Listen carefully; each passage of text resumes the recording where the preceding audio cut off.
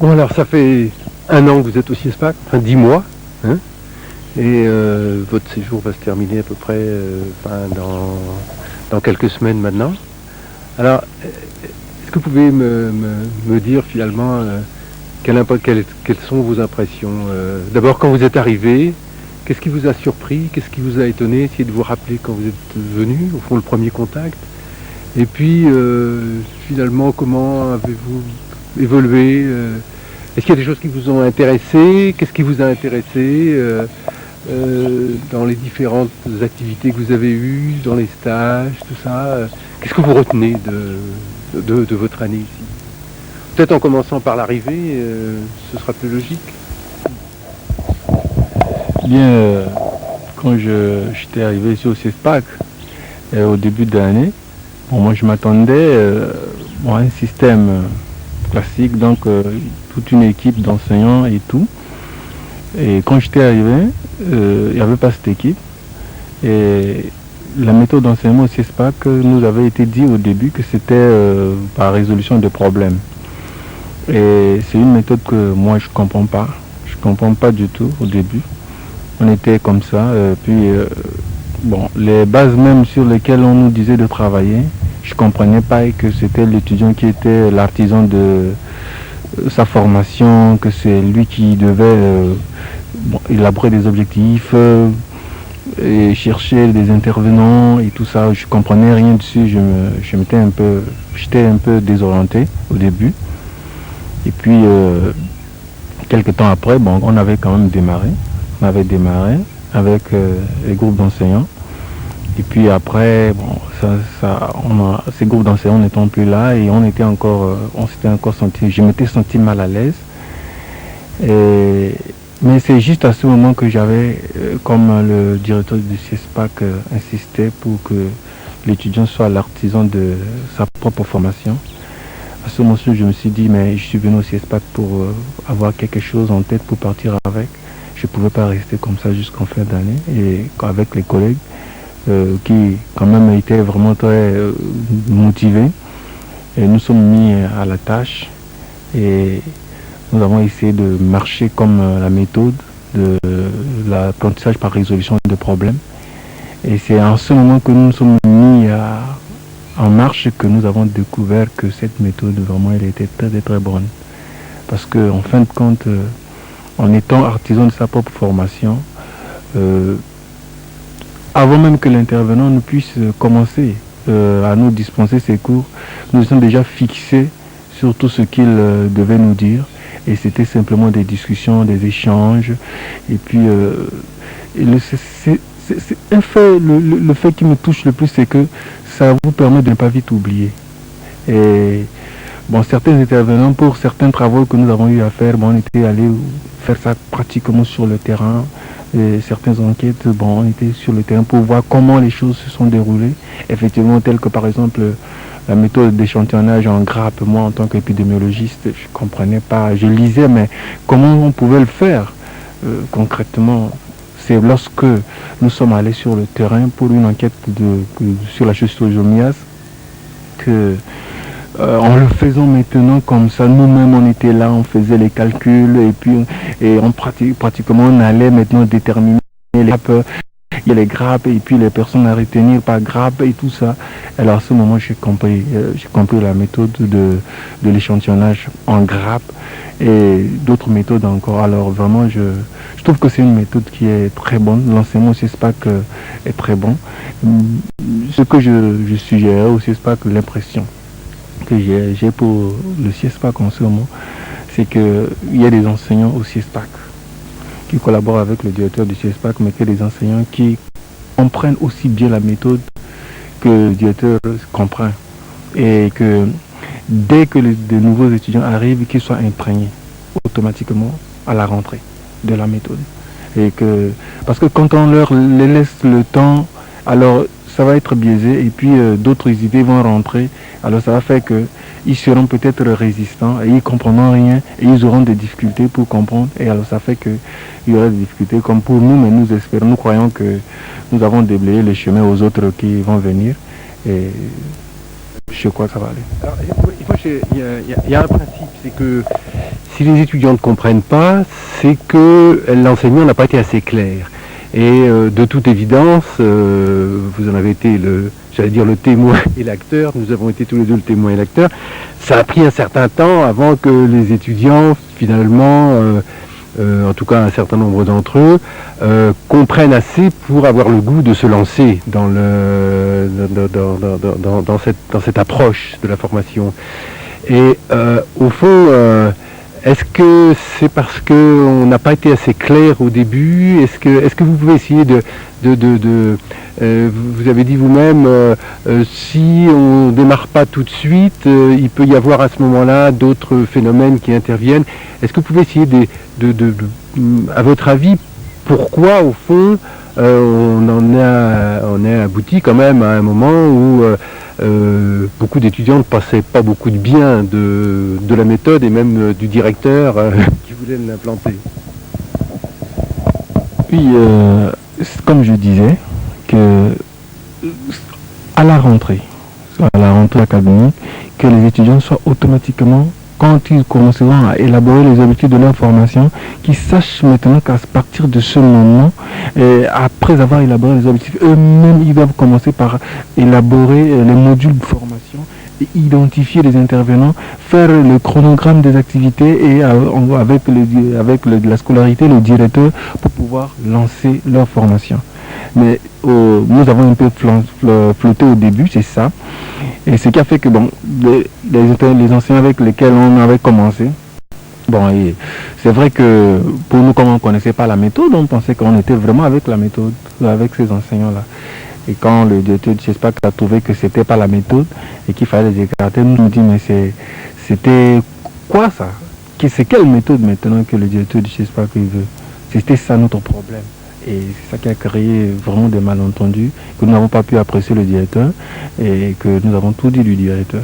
Mais en tout cas, nous savons que le directeur c'est un père de famille et heureusement il a prouvé lui-même en demeurant vraiment ferme et d'une manière paternelle et pour nous faire comprendre vraiment l'importance de cette méthode. Et effectivement, nous avons assimilé en 4 mois, nous avons assimilé avec les groupes d'enseignants, nous avons assimilé beaucoup de choses, mais que nous avons des difficultés à nous rappeler, donc il faut constamment repartir dans les documents.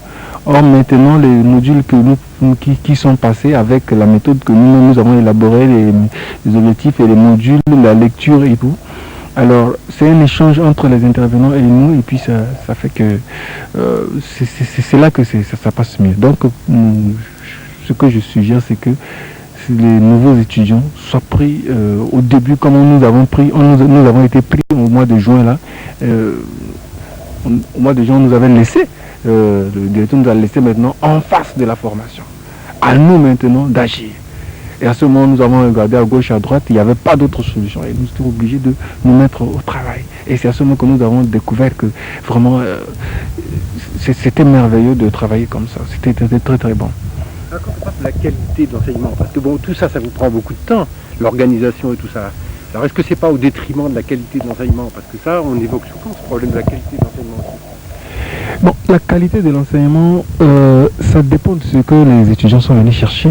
Parce que s'ils ont élaboré des objectifs, si leurs objectifs sont atteints, comment va-t-on juger ou dire que la qualité de l'enseignement est mauvaise ou elle est bonne?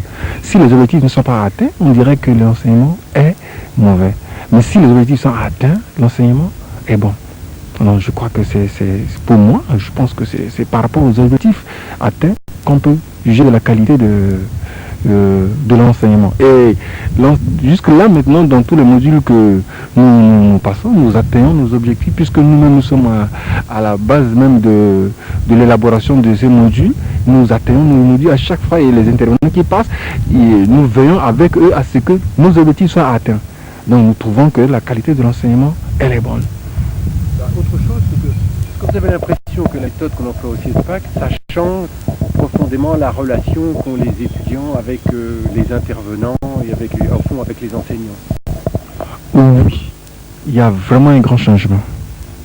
Parce qu'entre-temps, il y avait entre les enseignants et les étudiants, dans le système classique, il y a vraiment cette barrière-là.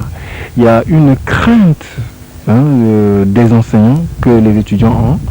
Et les évaluations aussi ne permettaient pas d'évaluer effectivement ce que l'étudiant est censé avoir obtenu à travers l'enseignement. Donc maintenant, avec la nouvelle méthode, l'échange entre l'enseignant et les étudiants, c'est fondé vraiment sur des expériences de part et d'autre. Et les évaluations aussi, c'est en tenant compte de nos objectifs. Donc l'enseignant ne pourra pas biaiser l'évaluation. Donc il est obligé d'évaluer ce qu'il est censé ce que les étudiants sont censés connaître de son enseignement. Donc ça fait que l'enseignant, quand il arrive avec nous en ce moment, il se soucie, la première souci qu'il a, c'est d'atteindre nos objectifs de formation que nous avons fixés. Voilà, ce qui fait que bon, il est beaucoup plus disponible avec les étudiants que par rapport à la méthode classique. Bon, les enseignants, ils nous débitent tout ce qu'ils ont en tête, de nous débiter toutes les connaissances qu'ils trouvent bonnes pour nous. Parfois, pour nous, les étudiants, ce n'est pas nécessaire. Mais cette fois-ci, l'enseignant est obligé de se réserver, de se référer à nos objectifs. Donc, des connaissances qu'il nous faut simplement pour atteindre nos objectifs. Pas vraiment du superflu, pas du trop, qui pourrait vraiment ne pas brouiller ce que nous avons vraiment l'intention d'avoir. Je crois que c'est ça. Alors vous, qu'est-ce que vous partez, vous emmenez quoi du CIESPAC? Le plus important que vous avez appris, c'est quoi? En face du CIESPAC, en ce moment, ce que j'ai appris au CIESPAC, c'est surtout comment résoudre les problèmes. Ne pas fuir devant des problèmes, ne pas...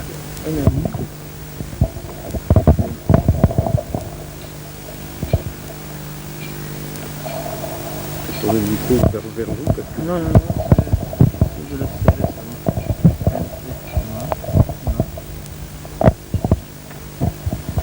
J'essaie de parler. Oui, ce que je retiens, résoudre des problèmes. Donc, en repartant dans mon pays, je saurais que je rencontrerai beaucoup de problèmes. Il y aura des problèmes sur le terrain. Il y aura des problèmes avec les collaborateurs professionnels. Et en tant que responsable de santé, alors je saurai comment résoudre ces problèmes et comment me comporter pour résoudre ces problèmes. Surtout que lorsqu'on est arrivé, tout au long de la formation, nous étions toujours confrontés à des problèmes. Même dans les cours, c'est des problèmes qui nous sont posés. Donc des études de cas qui nous sont posées. Et chaque fois que nous allons en visite sur le terrain, au milieu professionnel, nous allons avec des problèmes. C'est-à-dire que le milieu professionnel, il n'est pas averti que nous arrivons. Et quand nous arrivons, ils ne sont pas disposés à nous recevoir. Et comment nous devons faire pour les convaincre à nous recevoir? Donc, résoudre ce problème de réception qui se pose là. Donc, cet exercice-là, vraiment nous a aguerris vraiment pour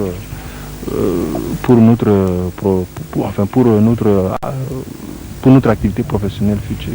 Alors, je vais vous poser une question à travers les événements qui ont été vécus au CIESPAC. On a essayé toujours au fond que cet événement, quel qu'il soit un élément d'apprentissage des étudiants. Autrement dit, même à travers par exemple des éléments comme les conflits, on a travaillé même, distribué des textes sur la gestion des conflits. Au fond, les étudiants ont été très impliqués dans une réflexion sur tout ça. Est-ce que vous avez l'impression qu'au fond, parce que beaucoup de gens disent mais c'est pas très prudent de mettre les étudiants très directement en prise sur les choses qui peuvent se passer au CIESPAC et en particulier sur des problèmes comme des conflits. Qu'est-ce que vous en pensez? Est-ce que finalement, parce que c'est quand même prendre un risque, en particulier pour le directeur, de faire travailler les gens sur les événements réels qui sont en train de se passer? Moi je trouve pas que les événements qui sont passés au CIESPAC, dans un sens, c'est comme ça. Dans un sens, ça a été un peu négatif pour nous au début, mais après nous avons vu que ça a contribué à quelque chose. C'est-à-dire que c'était pas vraiment totalement négatif. C'était pas négatif. Si nous n'étions pas laissés comme ça, seuls, à la suite de nos activités d'apprentissage, on n'aurait pas pu se mettre à l'œuvre pour pouvoir arriver à ce moment à ce niveau où nous en sommes en ce moment.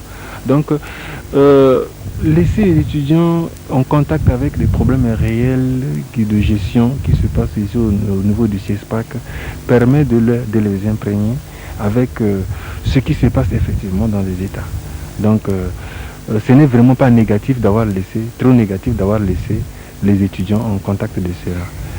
Peut-être, nous le disons dans un sens général, mais il y a des particularités. Certains étudiants ne vont pas beaucoup comprendre. Ils ne vont pas comprendre réellement pourquoi ils sont laissés en contact et ils ne vont pas réussir à tirer de ça quelque chose de bon.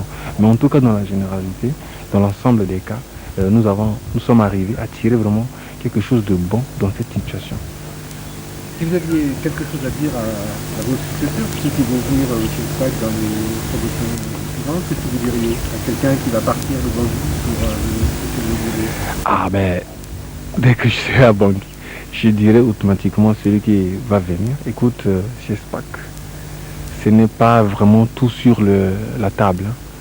CIESPAC, tu trouveras la table un peu vide, à toi de garnir la table. Donc, il y aura des moyens à côté qu'il faudra découvrir, tels que par exemple, nous étudiants, avoir élaboré les modules.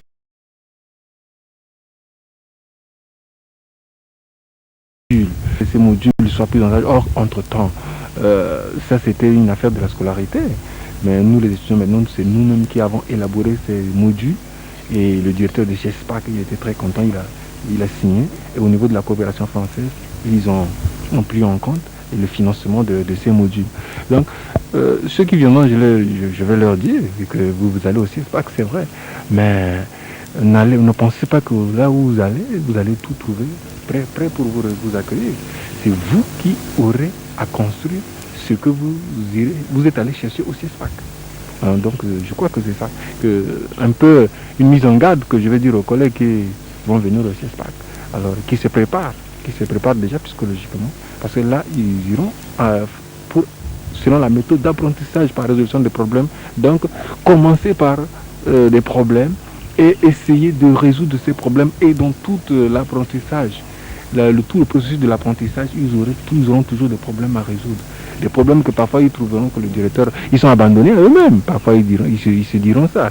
Alors il faudrait qu'ils sachent ça. Vous aurez l'impression d'être abandonné, qu'on ne s'occupe pas de vous. Mais ce n'est pas ça. Ce n'est pas ça. Mettez-vous seulement à la tâche et vous atteindrez votre objectif. Donc un peu c'est ça. D'accord, merci.